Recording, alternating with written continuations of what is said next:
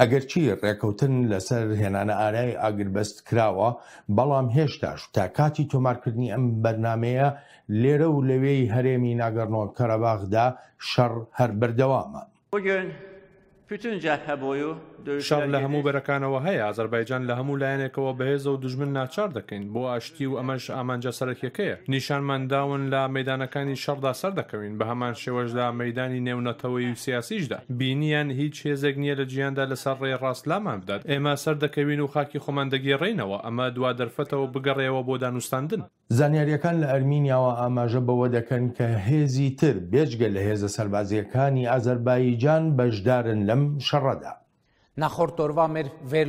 بە پێی زانیاریەکانمان 150 بۆ 200 سەرباز هێرشیان کردوتە سەر بنکەیەکی بەرگری لەشکری لە ناگۆرنۆ کاراباخ. ئەم جۆرە هێرشانە ڕۆژانە دووبارە بوونەتەوە موشک و تۆپخانەش بەکارهێنراون. زرێپۆش و فڕۆکەی بێفڕۆکەوانیش بەکار هاتوون. وەک لەشکەر پێیان وتوون بێ لە سەربازەکانی ئازەربایجان تێرۆریستی بەکرێگیراوی سوریایی بەشداریان هەبووە لە هێرشەکاندا و هەروەش هێزی تایبەتی تورکیا. نزیکەی 150 گەورە ئەفسەری تورکیا سەرکردایەتی ئەم شەڕانە دەکەن. لەگەڵەوەشدا کە هەرێمی ناگارنۆ کاراباخ لە سەرەتای ساڵانی نەوەتەکانی سەدەی ڕابردوودا سربەخۆیی خۆی ڕاگەیان و جودابوونەوەی خۆی لە ئازەربایجان ڕاگەیان، بەڵام هێشتا باکۆ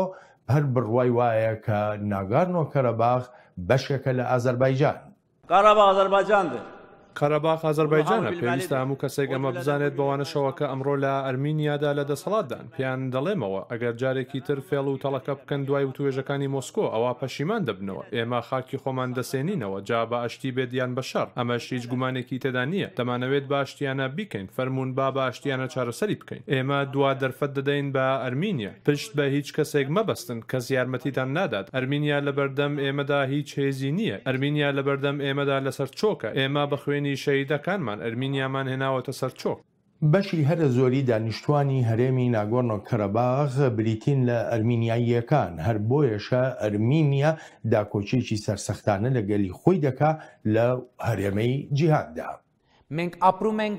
لەوانەیە ئێستا سەروەختێکی زۆر گرنگی ژیانمان بێت لەم هەزارەیەدا. چەتەکانی ئازەربایجان و تورکەکان هەرتەنها بە دوای دۆسیەی لەشکریان سەربازی سیاسیەوە نین. هەرتەنها دوای دۆسیەی کاراباخ نەکەوتون بۆ داگیرکردنی گوند و ناوچەی تر نهاتون. بەڵکو ئامانجەکەیان ئەرمەنیەکانە. ئامانجەکەیان بەردەوامیدانە بە ژێنۆساید. خۆش هاتنەوە بۆ چاوی واشنتۆن. بەرنامەی ئەم هەفتەیەمان تەرخان دەکەین بۆ قسەکردن سەبارەت بەو قەیرانەی لە هەرێمی قەوقازدا دروست بووە. بۆ ئەو مەبەستەش میوانداری دکتۆر جەبار قادر، پسپۆڕی کاروباری سیاسی ڕۆژهەڵاتی ناوەڕاست و هەروەها تورکیاش دەکەین.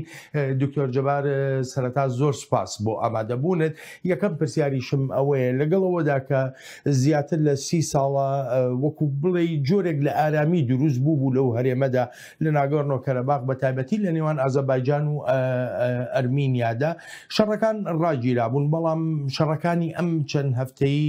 ڕابردوو کە ڕوویان داوە ئەڵبەتە زیانێکی زۆری گیانیشی بە دوای خۆیدا هێناوە. بەس پرسیارەکە لەوەدایە لە دوای چەندان ساڵی ئاگربەست لە نێوان ئەرمینیا و ئازەربایجاندا ئێستا هاتووینەتەوە سەر شەڕکردن. شەڕ چارەسەرە؟ نەخێن، نا هەموو لایەک دەڵێن شەڕ چارەسەر نییە، بەڵکو دەبێ هەر بە ڕێگەی ئاشتی بێ. بەڵام ئازەریەکان دەڵێن لەوە زیاتری ترێمە ناتوانین چاوەڕێەوە 30 ساڵە چاوەڕوان دەکەین ئەو گروپەی مینس کە دەبایە مەسەلەکە چارەسەر کا تا ئێستا هیچ کارێکی نەکردووە و نەیتوانیوە ئەم مەسەلەیە چارەسەر بکە. لەبەرەوە ئێمە لەوە زیاترین ناکەن. هەڵبەتە بۆ ئەمە کۆمەڵێ هۆکار هەن. پێم وایە ئازاریەکان و بە تایبەتیش تورکەکان کە ئەوان زیاتر ئێستا شتەکە زۆر ڕوون بووەتەوە لە پلاندانان و جێبەجێکردنی هەموو پرۆژەکەدا تورکیا ڕۆڵێکی سەرەکی هەیە. تەنانەت سەرچاوەکان باس لەوە دەکەن کە پەیامنێرەکانی تورکیا لە ماوەی 1 کاتژمێرە لە بەرەکانی شەڕ ئامادە بوون. ئەواتە پێشوەختە زانیاریان هەبووە کە کارێکی وا ئەبێ. پێم وایە تورکەکان و ئازەریەکان ئەوەیان خوێندەوە کە جۆرێک لە بۆشایی دروست بووە، بە تایبەتی سەرۆکوەزیرانی نوێی ئەرمەنستان پاشانیان زیاتر ڕووی لە ڕۆژئاوایە، واتە ڕووی لە ئەمریکا و لە فەرەنسایە بە تایبەتی، و ئەمەش شتێکە ناکۆکە لەگەڵ ڕەنگە 200 ساڵی پەیوەندیەکانی ئەرمەنستان و رووسیا و رووسیا لەم هەڵوێستەی سەرۆکوەزیرانی ئەرمەنستان زۆر نیگەران بووە بۆیە تورکیا کە ئەمەیان خوێندەوە یعنی هەستیان بەوە کرد کە ئەرمەنستان دوو لایەن هەیە کە ئەتوانێ یارمەتی بدا لایەنێکی ڕووسە کە جۆرێک لە ڕێکەوتنی بۆکو بڵێ تەنانەت بڵێن هاوکاری سەربازی و شتیوای لەگەڵ ئەرمەنستانە هەیەەوە پێگەی سەربازی لە ئەرمەنستان هەیە و لایەنی دووەمی ئێرانە بەڵام ڕووکردنەوە ڕۆژئاوا ئەم دوو لایەنەی هەردووکی لێ دەکات لەلایەکەوە ئێران بۆ خۆی گوتارێکی زۆر دوژمنکارانەی بەرامبەر ئەمریکا و ڕۆژئاوا هەیە و لەلایەکی ترشەوە رووسیا بە هەمان شێوە تورک ئەردۆگان ئەمەی بە هەلزانی و ئەو لە چوارچێوەی ئەو سیاسەتەی کە لە هەر جێگەیەک بۆشاییەک هەبێت ئەم هەوڵ بدا پڕی بکاتەوە دکتۆر چی ئەتوانێ بکە ئەردۆگان نەتوانێت چی بکایانی لەو ناوچەیەدا ئەگەر هەر مەسەلەکە درێژەدانە بە شەڕ ئەی لێرەدا کۆمەڵگەی نێونەتەوەی چ جۆرە ڕوانینێکی دەبێت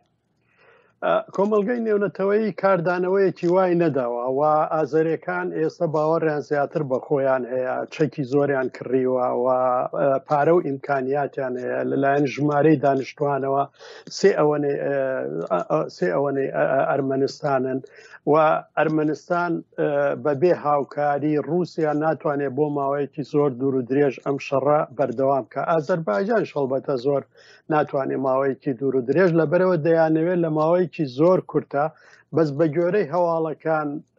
ئەوەی تاوەکو ئێستا بە ئێمە گەیشتووە بەداخەوە هەواڵەکان زۆر تاکلایەنن ینی من بۆ خۆم سەیری تەلەڤیزیۆنەکانی رووسیا ئەرمەنستان ئازەربایجان دەکەم ناتوانی زانیاری زۆر ورد بەشێکی زۆری پرۆپاگاندەیە ژمارەکان زۆر ناکۆکن بەڵام ئازەریەکان دەڵێن ئێمە ئیتر ناتوانین و تورکیا ئێستا ڕێک باس لەوە دەکا ئەڵێ ئەو گروپەی مینسک نەیتوانی چارەسەری بکە کە رووسیا و ئەمریکا و فەرەنسایە وەرن ئێمە میکانیزمێکی تر دروستکەین مادام رووسیا پشتگیری لە ئەرمەنستانەکە و ئێمەش پشتگیری لە ئازەربایجانەکەین وەرن ئێمە بە هەر چوارمانەوە مەسەلەکە چارەسەر بکەین هەڵبەتە ئەرمەن و ڕووس بەمە قایل نابن و وەزیری دەرەوەی رووسیاوەی ڕاگەیان کە ئەوان لەگەڵ بۆچوونەکانی تورکیانین سەبارەت بە کێشەکانی ناگۆرنۆ قەرەباخ دکتۆر لە سەبارەت بە هەڵوێستی رووسیا پێت وایە ینی ئەم جۆرە هەڵوێستەی مۆسکۆ کە دەیمێنێ بەرامبەر بە ئەرمینیا وای لێ بکە کە ئەرمینیا ئەو چاوی بڕیوێتی وڵاتانی ڕۆژاوە وەری چرخێنێ بەرەو مۆسکۆ من پێم وایە ناچاری کردن یعنی کە ئەرمەنەکان هەستیان کردی تر وەکو دەڵێت دۆستەکانیان نییە و ئەوانەی ڕۆژاواش زۆر دوورن و ناتوانن یعنی شتێکی ئەو تۆ پێشکەش بە ئەرمەنستان بکەن لەبەرەوە هەر پوتین کە داوای کرد یەکسەر وەزیری دەرەوەیان نرد بۆ مۆسکۆ لەگەڵ وەزیری دەرەوەی ئازەربایجان لە ماوەی 10 سەعاتە توانیان بگەن بە ڕێککەوتنێک و لەوە تێگەیشت کە تەنها پشت و پەنای ئەرمەنستان ڕنگ بێ رووسیا بێ بەڵام رووسیا لێرەدا یەک کێشەیە ئەویش ئەوەیە هەتا پێی بکرێ وا دەیەوێت خۆی دەرخا کە ئەو نێوەندگیری دەکا و لایەنگیری لە هیچ لایەک ناکە هەرچەندە هەموو لایەک دەزانن پەیوەندیکی تایبەتی لەگەڵ ئەرمەنستانە هەیە بەڵام بەرژەوەندی ئابووری زۆرشی لەگەڵ ئازەربایجان هەیە بەرژەوەندی لەبارەی غاز و نەوتەوە هەیە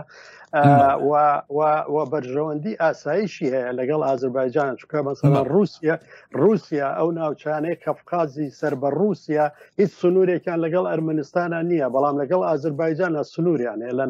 لە داغستان و لە دوای داغستان هەڵبەتە چچێنیا دێوە لێرەدا ئەو فاکتەرەی کە بڵێن تێرۆریستەکان لە سووریا و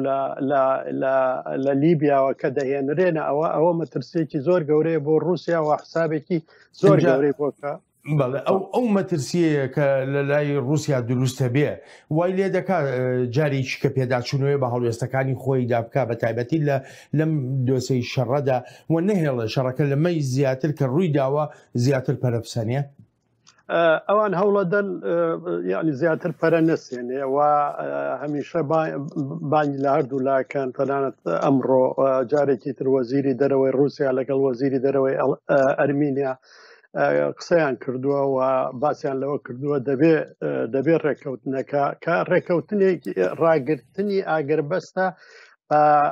بە هۆکاری ئینسانی وا ناویان لێناوە کە بڵێن دیلەکان بگۆڕنەوە و ئەوانەی کە کوژراون تەرمەکانیان بگوێزنەوە و بەڵام ئەمە دەبێت ببێتە هۆکارێک کە یەکسەر گفتوگۆکانی چارەسەری دەست پێ بکە و ئازەریەکان بەڕاستی کارێکی خراپیان کردووە کە دەست لە هیچ ناپارێزن تەنانەت دوو ڕۆژنامەوانی فەرەنسی کە یەکێکیان کوردە ناوێ ئالان هەکارە کوڕی دکتۆر موسایە من ئەمڕۆ لەگەڵ دکتۆر موسا کەڤاڵ ئەمڕۆ لەگەڵ باوکی قسەم کرد لە تاوەکو ئێستا 4 عملیاتیان بۆ کردووە بەڵام ڕەوشی باشە کوڕێکی زۆر چالاکە یعنی لە فەرەنسا خوێندوێتی و پەیامنێری لۆمۆندە لە پەیامنێری جەنگی لۆمۆندە تەنانەت بۆ ئەوە سەرۆکی فەرەنسا فشاری خست بۆ سەریان کە 40 دقیقە شەڕیان ڕاگررت بوو هەتا بتوانێت ینی بریندارەکان لەو ناوچەیە بگوێزنەوە تا لێرەدا ئەوەی پەیوەندی بە کوردەوەیە تاوەکو ئێستا بریندارێکی لەو شەڕەیە بووە وەداخەوە بەڵێ پێشتر هەندێک سەرچاوە ئاماژەیان بەوەش کردووە کە یەکێک لە ئێزدیەکان لە شەڕەکاندا کوژراوە دکتۆریەکی لە پرسیارەکانی تر ئەوەیە 30 ساڵ ئەم قەیرانە بەردەوامە لەگەڵ ئەوەشدا کە هەرێمی ناگارنۆ کاراباخ سربەخۆیی خۆی ڕاگەیاندووە یا جودا بۆتەوە لە ئازەربایجان بەڵام هیچ وڵاتێک لەسەر ئاستی نێونەتەوەیی تەنانەت ئەرمینیاش یانی ئەگەر کردبێکیشی لەوانەیە بە شێوەیەکی زۆر شەرمنانە دانی بەو سربەخۆیی ناگارنۆ کاراباخدا ناوە لەسەر ئاستی نێونەتەوەیش پێمانەیە وڵاتێکی ترە تا ئێستا کە قسە دەکەین شتێکی لەو بابەتەیە هەنگاوێکی لەو بابەتە وەکو دامپێنان بە ئەرمینیا بە ناگارنۆ کاراباخدا نابێت پێ وایە ئەم شەڕانە بڕێک لە هەڵوێستی کۆمەڵگەی نێونەتەوەی بەرامبەر بەو هەرێمە بگۆڕنیاننا قوربان هیچ دەوڵەتێک بە ئەرمینیاشەوە کە خۆی دروست کردی بۆ خۆی درستی کردووە بەڵام دانی پێدانە ناوە چونکە ئەرمینیا حسابی کردووە لەسەر ئاستی نێودەوڵەتی ئەگەر ئەو دانانە بنێ چەندێ قازانجەکە و چەندێ زەرەرەکە وا دیارە لەو قەناعەتەیان چونکە بە گوێرەی قانونی نێودەوڵەتی ناگۆرنۆ کاراباخ ناوچەیەکی ئۆتۆنۆمیە لە چوارچێوەی دەوڵەتی ئازەربایجانە و ناگۆرنۆ کاراباخ ئەو ناوچە ئۆتۆنۆمیە کە سربەخۆیی خۆی ڕاگەیاندووە و ناوی خۆی ناوە ئارتساخ ئێستا ناوچەیەکی زۆر فراوانی داگیر کردووە کە بریتیە لە 7 ناوچە و ئەو ناوچانە بەداخەوە بەشێکی زۆری ئەو ناوچەیەیە کە وەختی خۆی کوردستانی سووری پێدەوت ئەوە تەنها ڕێڕەوە کە ناگۆرنۆ کاراباخ بە ئەرمەنستانەوە دەبەستێ و ئەوان لە یەکەم هێرشیانە ئەو ناوچانەیان داگیر کرد و هەڵبەتە هیچ کوردێکیان لەو ناوە نەهێشتووە لەبەرەوە ئەرمەنستان پشتیوانی نێودەوڵەتی و بۆ ئەوەی جەنابەت دەزانی 3 ملیۆن ئەرمەن لە ڕوسیا دەژێن 1 ملیۆن لە فەرەنسا دەژێن 9 ملیۆن لە ئەمریکا دەژێ و ئەو جالیە ئەرمەنیانە زۆر بەهێزن و زۆر کاریگەریان هەیە لەسەر سیاسەتی ئەو وڵاتانە یعنی پێم وایە ینی ئەو جالیە ئەرمەنیانە ئەرمینیان لەوە تێگەیانەوە کە کاری ئەوان زۆر سەختە بێ ئەگەر بە پێچەوانەی قانونی نێودەوڵەتی مەسەلەن ئەرمینیادان بەو ناوچەیە بنێکە لەسەر ئاستی نێودەوڵەتی دانی پێدانە نراوە قبول ناکرێەوە من پێم وایە ئەم بێدەنگیەی نێودەوڵەتیش پەیوەندی بەوەوە هەیە کە هەموو لەسەر ئەو باوەڕن کە ئەبێ ناگۆرنۆ کاراباخ ئەو ناوچانەی کە لە 92 بۆ 94 لە دەرەوەی سنوورە جوگرافیە مێژوویەکەی کە 4500 کیلۆمەترە دەبێت لێی دەرچێت دەبێت بیگێڕێتەوە بەڵام ئێستا و پێم وایە ڕووسەکانیش گەیشتونەتە ئەو باوەڕە لە دوای ڕاگررتنی شەڕەکە بە تەواوی یەکسەر دەست بە گفتوگۆکان بکەن و چارەسەریەک بدۆزنەوە بە واتای ئەوەی کە ئەرمەنستان ئەرمەنەکان لەو ناوچانە بکشێنەوە بەڵام گەرانتی ئەوە بکەن کە ناگۆرنۆ کاراباخ ئۆتۆنۆمیەکی فراوانی هەبێ بەڵام لە چوارچێوەی وڵاتی ئازەربایجانە دکتۆر جەبار دەگەڕێمەوە بۆ لای جەنابەت ئەلبەتە زۆرێک لە شیکەرەوە لەو بڕوایەدان ئەو ئاگربەستەی کە هاتووەتە ئاراوە ئاگربەستێکی لەرزۆکە تەنانەت مۆسکۆ خۆشی بڕوای وایە هەرچەندە ئەو ڕێکەوتنە لە پاش دەکات ژمێری وتوێشکردن لە مۆسکۆ و بەناوبژیوانی ڕوسیا هاتە ئاراوە. گەیشتوین بە ڕێکەوتنێک لەسەر پێشنیازێکی ڤڵادیمیر پوتین سەرۆکی رووسیا ئەوەی دەیبینین هەتا ئێستا ئەم ڕێکەوتنە بە تەواوەتی جێبەجێ نەکراوە و کردا لەشکریەکان بەردەوامن وەها چاوەڕوان دەکەین ئەو وتوێژانەی لەگەڵ ئەرمینیا و لەگەڵ ئازەربایجاندا هەمانە بە وتوێژەکانی وەزیرانی بەرگریشەوە ببنە مایە جێبەجێکردنی ڕێکەوتنە سێ لایەنیەکەمان. هەر چۆنێک بێ هەردوو لای قەیرانەکە واتە ئەرمینیا و ئازەربایجان هەردوو لایەن جەخت دەکەنەوە لەوەی کە وابەستەن بە ئاگربەستەکەەوە بەڵام لەگەڵ ئەمەشدا بەردەوامن لە یەکتر گونابارکردن بە پێشێلکردنی بەندەکانی ئەو ئاگربەستە. هەڵوێستی ئێمە هەمیشە وەک خۆیەتی هیچ ئالتەرناتیڤێک نییە بۆ چارەسەرکردنی ئاشتیانە ئەم قەیرانە ئەگەر ئازەربایجان هێز بەکار بێنێت وەک میکانیزمێک بۆ گەیشتن بە ئامانجا توندڕەویەکانی خۆی ئەوە ینی ئیتر چارەسەری ئاشتیانە بوونی نامێنێت و هەروە ئاشتی لە ناوچەکەشدا نامێنێت. ئێمە پێویستمان بەوەیە لە ڕێی دیپلۆماسیەوە کار بکەین و لەگەڵ سەرۆکەکانی کۆمەڵی مینسک ئەم کارە دەکەین. ئازەربایجان هەوڵ دەدات ئاگربەست بپارێزێت. ئازەربایجان جارێکی تریژ وابەستەی خۆی بە تێگەیشتنەکانەوە نیشانداوە بەڵام بەداخەوە ئەوەی لەلای ئەرمینیاوە دەبینین هێرشکردنە سەر خەڵکی سڤیلە لە ئازەربایجان ئەگەر ئەرمینیا لەسەر ئەمە بەردەوام بێت ئەوان ناچارین بەرپرچی بدەینەوە بەرپەرجدانەوەکەشمان دژ بە ئامانجە لەشکریەکانی ئەرمینیا دەبێت. بەڵام تورکیا کە بۆتە بەشێک لەم شەڕەی نێوان ئەرمینیا و ئازەربایجان ڕایەکی تری جیاوازی هەیە. دەبینین ئازەربایجان تەواو سوورە لەسەر ئازادکردنی ناوچەکانی تورکیا پڕ بەدڵ پشتیوانی لە داوای ڕەوای ئازەربایجان دەکات بۆ گێڕانەوەی ناوچەکانی داوا لە هەموو وڵاتان دەکەین کە پشتیوانی لە دادوەری و ڕەوایی دەکەن تا پشتیوانی ئازەربایجان بن. وەزیری دەرەوەی تورکیاش بە هەمان شێوە بە چاوێکی ترەوە دەڕوانێتە ئەرمینیا و ئازەربایجان و جەخت لەوە دەکاتەوە کە نابێت ئەم دوو وڵاتە بە یەک چاو تەماشا بکرێت و ئاماژەش بەوە دەکات لەو بڕوایەدا نییە کە ئاگربەست هیچ شتێک لە ڕاستیەکانی ئەو ناوچەیە بگۆڕێت. یار تەرەفتان ئەرمێنیستانە دانانی ئەرمینیا و ئازەربایجان لە یەک تای تەرازوودا بەمانای پاداشکردنی داگیرکارە پێویستە جیهان لەگەڵ ئەوەدا بێت کە ڕاستەوە بە دیاریکراویش لەگەڵ ئازەربایجاندا بێت باشە بە ئاگربەست جێ خۆی بگرێت بەڵام ئایا دواتر ئامانجەکە چی دەبێت؟ ئایا جیهان دەتوانێت بە ئەرمینیا بڵێت دەست بەجێ لە ناوچەکانی ئازەربایجان بکشێرەوە یان ئایا دەتوانێت چارەسەرێک لە بەرامبەر کشانەوەیدا بەرهەم بێنێت؟ بێگومان نا چونکە ئەوە بۆ نزیکەی 30 ساڵە هەمان ئەو داوایە دەکەن. دکتۆر جەبار دەگەڕێمەوە بۆ لای جەنابەت لەگەڵەوەدا کە رووسیا ناوبژیوانی کرد بۆ ئەو ئاگربەستە لەرزۆکەی هاتوۆتە ئاراوە بەڵام پرسیارەکە لەوەدایە رووسیا بەشێکە لە کێشەکە یا بەشێکە لە چارەسەر؟ خۆیەتی لە کێشەکانەوەیە ئەو ئاگربەستەوە کوتم ئاگربەستێکە بە ئامانجی مەبەستی ئینسانی ینی لەبەرەوە میکانیزمێک دروست نەکراوە بۆ ئەوەی ئاگربەستەکە بەردەوام بێ پێم وایە ئەمە هەنگاوی دووەمە چکە بۆەوەی ئەو ئاگربەستە بەردەوام بێ ئەبێ هێزێک هەبێ لەوێ هێزێکی بێلایەن هەبێ هەڵبەتە تورکیا داواکە ئەو هێزە ئەویش بەشداری تێدا بکە کە ئەمەیان کارێکە ینی مرۆڤ پێی پێ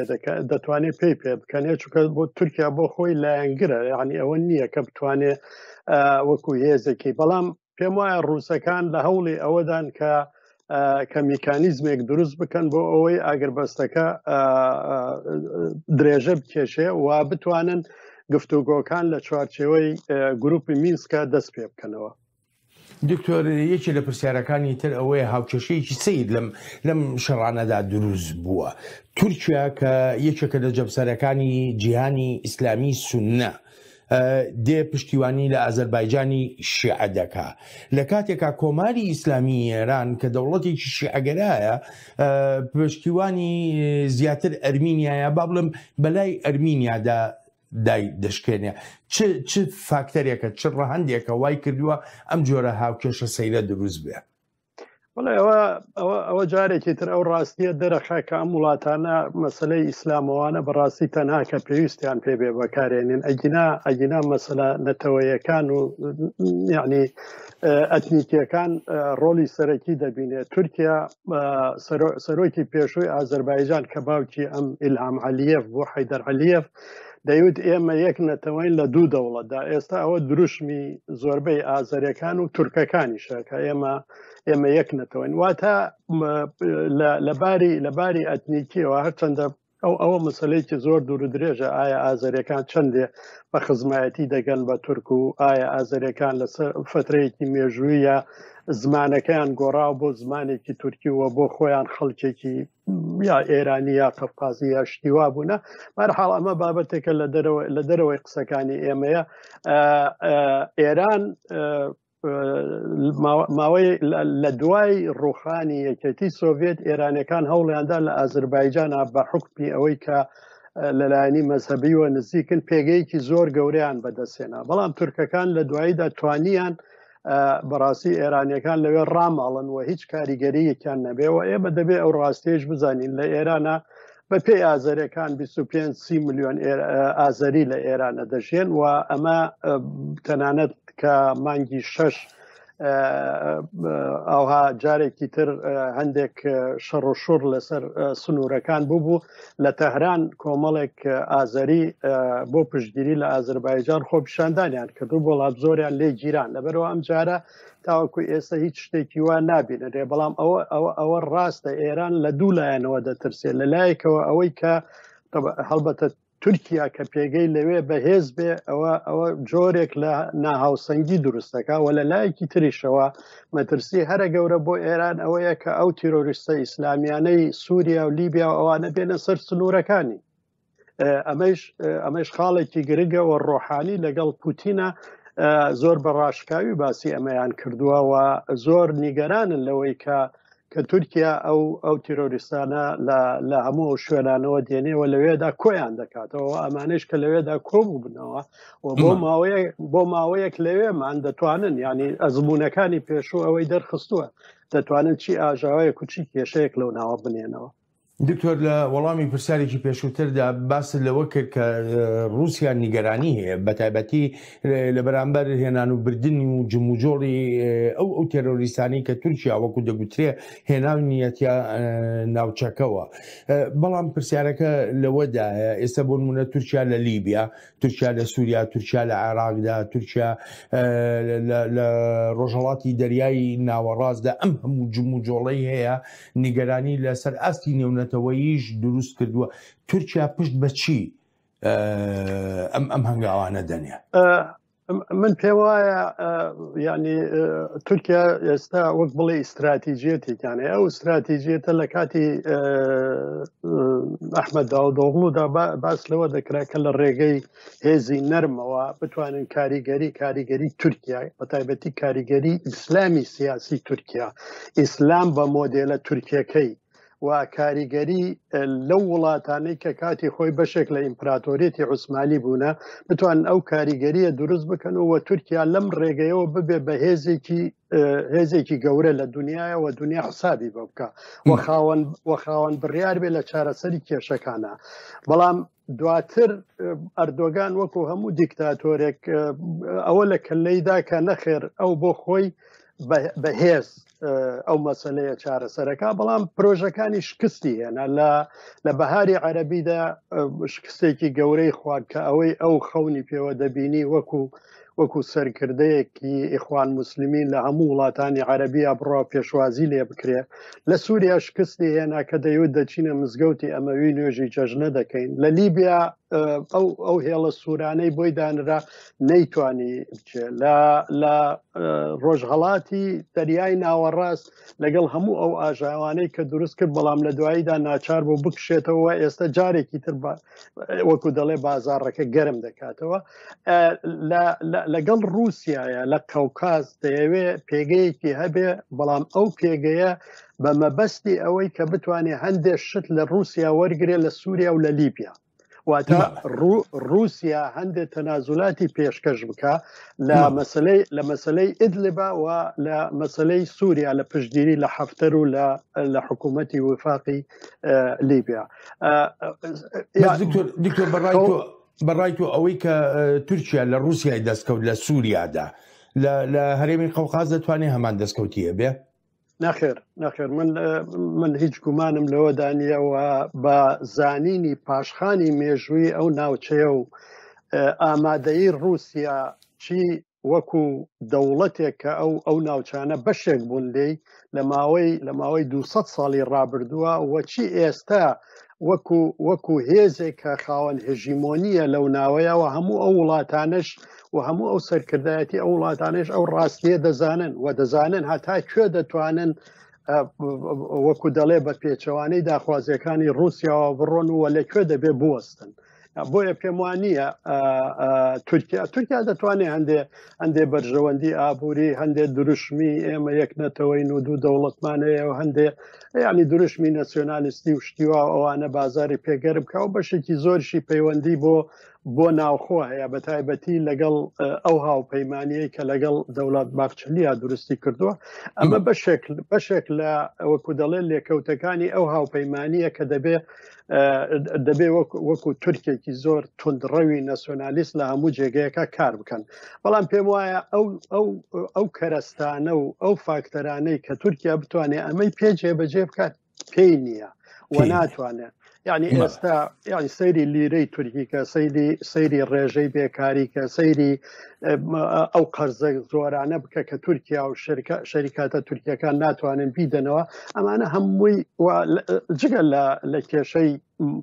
ئاڵۆزی سیاسی نێوخۆیی و جگە لەو وێنەیەی کە ئێستا بۆ تورکیا هەیە لە دنیاە ڕاونانی ڕۆژنامە نووسان گرتنی خەڵک زیندانیکردن نەمانی شتێک بە ناوی سەروەری قانون ئازادی ڕادەربرین ئەمانە هەمووی ئەو کێشانن کە تورکیا دکتۆر دەگەڕێمەوە لای جەنابەت ئەلبەتە سەرۆکی تورکیا ڕەجەب تەیب ئەردۆغان ئەم شەڕانەی ناگارنۆ کاراباخ وەکو نەخۆشیەکی ترسناک تەماشا دەکات.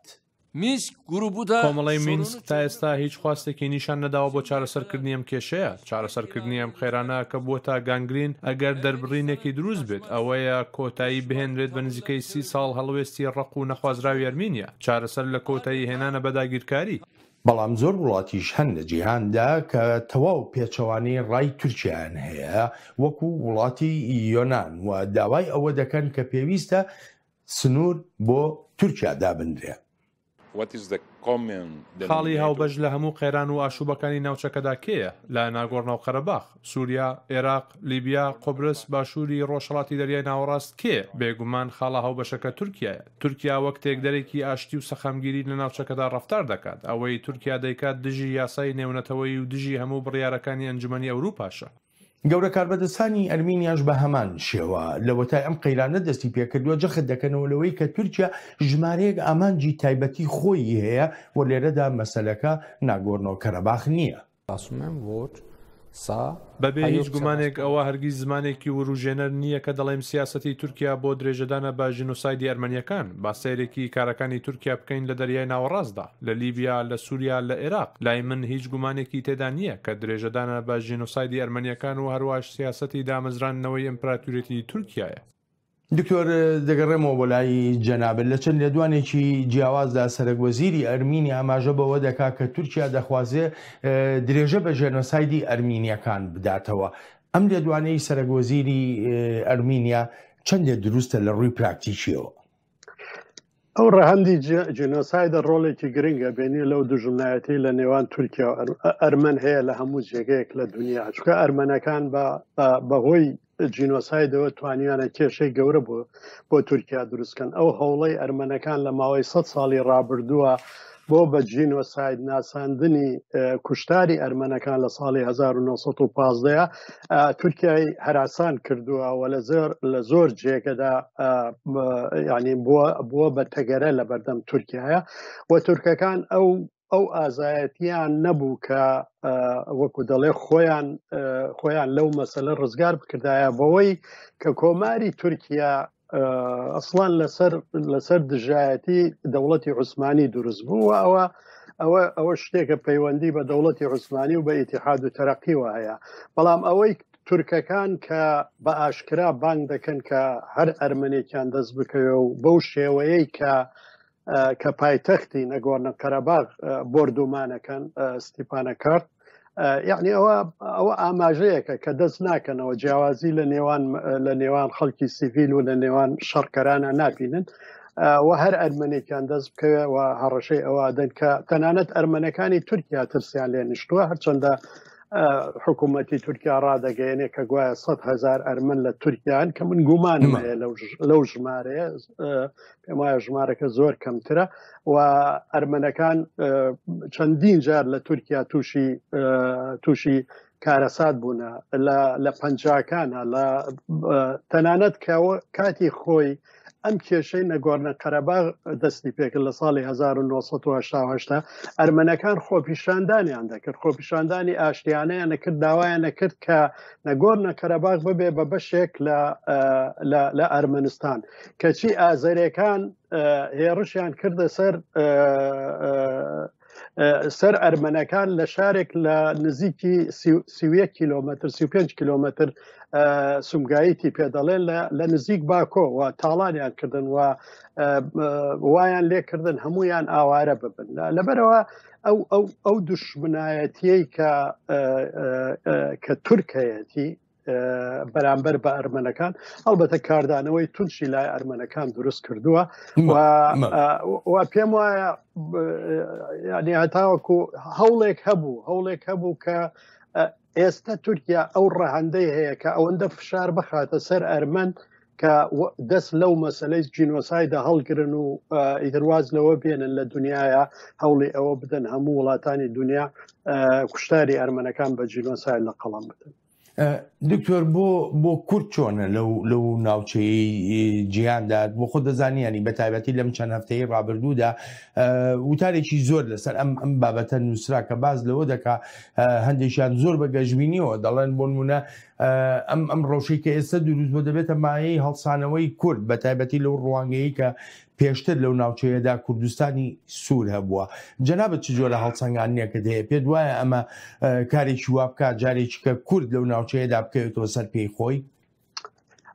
بەداخەوە خۆزگاوا بواە بەڵام ئەو ناوچانەی کە وەکو باسم کرد کەلبەجارە لاچینە قوباتلیە ئەمانە هەمووی کە بەشێک بوون لەو یەکە ئیداریەی ئۆتۆنۆمیی کە بۆ کورد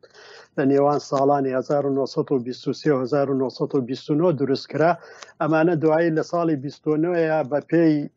گۆڕانکاریەکی کارگێڕی کە مەبەستەکە لێ ئەوە بوو کە ئەو ناوچەیە بە ناوی کوردستان نەمێنێ چونکە ئازەریەکان زۆر بە هەستیاریەوە سەیری ناوێکی ئەتنیکیان بۆ بەشێک لە خاکەکەیان دەکرد و لەوێ وەکو لە تورکیا کە مەسلەی بە تورککردنی کورد لەوێ بە هەمان شێوە بە ئازاریکردنی کورد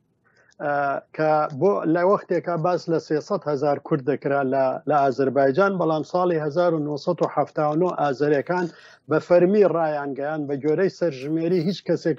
لە ئازەربایجان نەماوە بڵێ من کوردم هەڵبەتە دوای پریسترۆیکا و گڵاستنس لە کاتی ڕوخانی یەکێتی سۆڤێتە کۆمەڵێک لە کوردەکانی ئازەربایجان جارێکی تر ئەوەیان ڕاگەیان کە ئەوان کورد بن و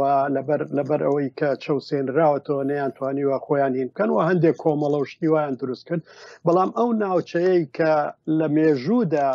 کوردی لەسەر بوو و بە کوردستان دەناسرا و جارێک بە کوردستانی سوور جارێک بە کوردستانی سۆڤێتی هەتاوەکو ساڵی 1938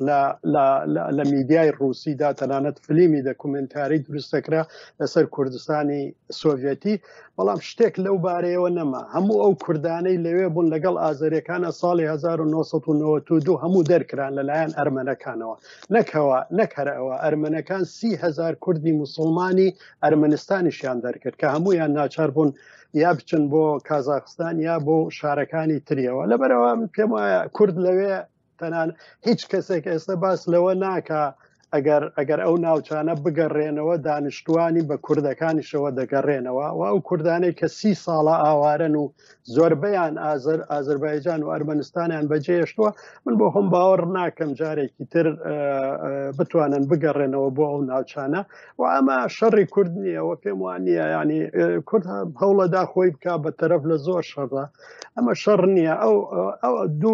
دوو گەلی دەراوسێ کە ئێمە هیوادارین کەسیان شەڕی یەکتر نەکەن و خەڵک نەکوژرێ شەڕی یەک دەکەن لەسەر ناوچەیە کە ئەمیان دەڵێ هی منە ئەویان دەڵێ نەخێر ئەبێ هی من بێ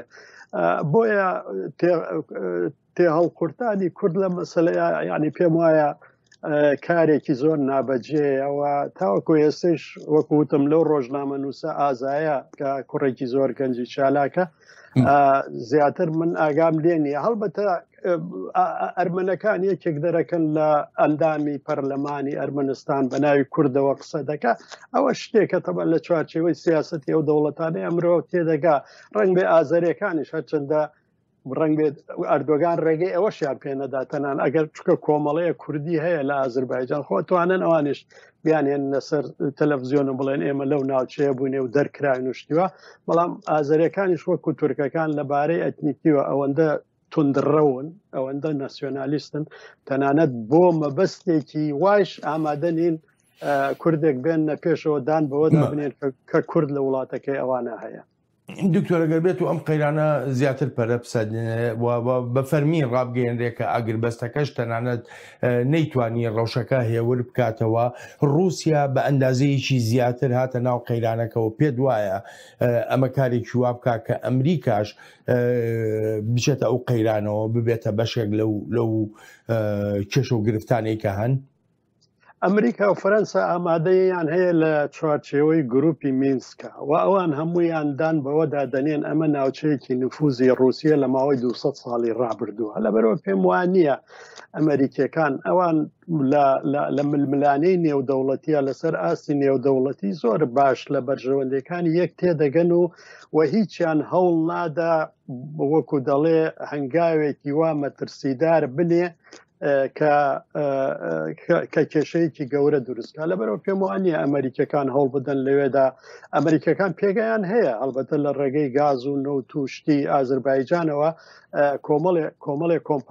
کۆمپانیای نێودەوڵەتی و ڕۆژئاوایی لەوێدا بەرژەوەندی گەورەیان هەیە بەڵام پێم وانە ڕووسەکان ڕێگە بە هیچ لایەنێک بدەن لە خاوەنی بڕیار بن دەتوانن هەبن دەتوانن بەرژەوەندیان هەبێ دەتوانن بازرگانی بکەن خەریکی نەو دەرکردن بن فرۆشتن بن غاز بن چی بن ئەوە بەڵام بەوەی کە ببەنە خاوەن هەژیمۆنیان یان نفوزێکی سیاسی و سەربازی استراتیژی لەو ناوچەیەدا من باوەڕم نییە چونکە ئەوە شتێکە پەیوەندی بە ئەو ناوچە یعنی لاوازەی ڕوسیاوە هەیە کە لە قەفقاز وەکوتم داگستان چەچەنستان ئەو کۆمارانەی تر کە ئەتوانن کێشە بکەن بەلایەنی سربەخۆیی ناگۆرنۆ کاراباخیشە هەم بۆ رووسیا کێشەیە چونکە لەوێدا کۆمەڵێک گەلی تر هەیە چاو لە ناگۆرنۆ کاراباخکەن و دەڵێن ئێمەش دەبێت سربەخۆی بێنی لەبەرەوە رووسیا هەر لەگەڵ ئەوەیە کە ئەم ناوچەیە بۆکو ناوچەیەکی ئۆتۆنۆمیەکی فراوانیان هەبێت دەسەڵاتیان هەبێت بەڵام لە چوارچێوەی جوگرافیای ئازربایجان بمێنێتەوە. دکتۆر بەرەو کۆتایی بەرنامەکەم دەڕۆین بۆ خۆت دەزانی لە هەموو شەڕێکدا ئاماژە بەوە دەکرێت کە دەگوترێت بەرژەوەندیەکانی وڵاتانە داوێتی بە یەکدا لە شەڕی ناگارنۆ کاراباخدا بەرژەوەندی وڵاتان لە چیایە؟ وڵای بەرژەوەندیەکی زۆر هەیە کە هەمووی پێکدادانە بەرژەوەندی رووسیایە تورکیایە ئێرانە فەرەنسایە ئەمریکایە دەوڵەت بچووکەکانی ڕنگ بێ ئەوانەی تریژە مەسەلەن گورجستان لەوێدا مەسەلەن هەوڵەدا زۆر بێلایەن بێ هەرچەندە بۆڕی نەوت و گازوینەکە ئەوەی لە ئازربایجانەوە ئەبێ بەسەر گورجستان ئابڕاوە کاتی خۆی ئازەریەکان کە یعنی ئەرمینیان وا گەمارۆدا لەلایەنی ئابووری و گاز و نەوت و ئەوانەوە کە کێشەی زۆر گەورەیان بۆ دروستکە لەبەرەوە یعنی کۆمەڵێ بەرژەوەندی دژ بە یەک و ئاڵۆز لەوێدا کۆبوونێتەوە و هەمویان کاریگەریان هەیە بەڵام ڕووسەکان تاوەکو ئێستا هەوڵەدەن وەکو ئەوەی مایسترۆکە یاری دەستنیشانی یاریکەرەکان و ئەوانەی کە مۆسیقاکە لێ دەدەن هەتاوەکو ئێستا هەوڵیان داوە بەو شێوەیە بمێنن و پێم وانە لە دەستیان دەرچێت. دکتۆر جەبار سپاس دەکەم بۆ بەشداریت لە بەرنامەی ئەم هەفتەیە چاوی واشنتۆن سپاس و پێزانینم. زۆر سپاس. هەڵبەتە ئازیزان